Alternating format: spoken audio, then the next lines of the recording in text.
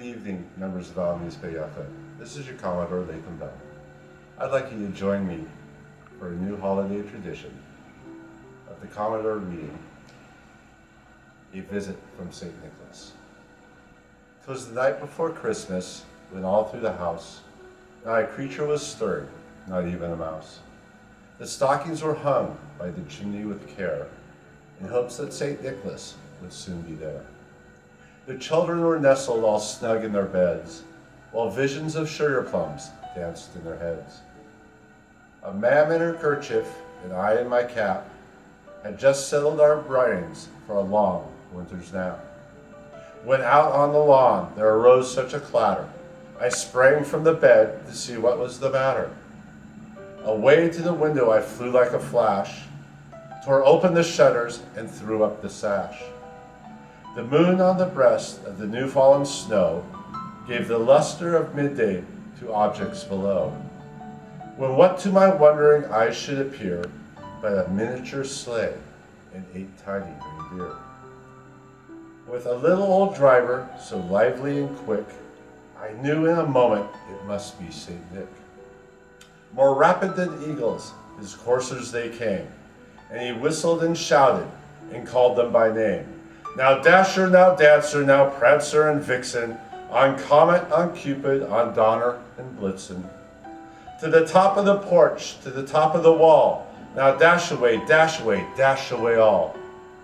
As dry leaves that before the wild hurricane fly, when they meet with an obstacle, mount to the sky, so up on the housetop the coursers they flew, with a sleigh full of toys, and St. Nicholas too. And then in a twinkling I heard on the roof the prancing and pawing of each little hoof. As I drew in my head and was turning around, down the chimney St. Nicholas came with a bound.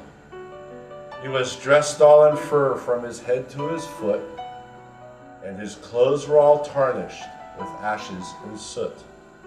A bundle of toys was flung on his back, and he looked like a peddler just opening his pack. His eyes, how they twinkled, his dimples, how merry. His cheeks were like roses, his nose like a cherry. His droll little mouth was drawn up like a bow, and the beard on his chin was as white as the snow. The stump of a pipe he held tight in his teeth, and the smoke it encircled his head like a wreath. He had a broad face and a little round belly that shook when he laughed like a bowl full of jelly. He was chubby and plump, a right jolly old elf, and laughed when I saw him in spite of myself. A wink of his eye and a twist of his head soon gave me to know I had nothing to dread. He spoke not a word, but went straight to his work, and filled all the stockings, then turned with a jerk. And laying his finger aside of his nose, he gave a nod up the chimney he rose. He sprung to his sleigh, to his team gave a whistle, and away they all flew like the down of a thistle. But I heard him explain ere he drove out of sight, Merry Christmas to all, and to all a good night.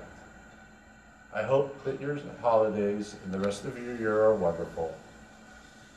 It is a pleasure to be with you this evening. Thank you.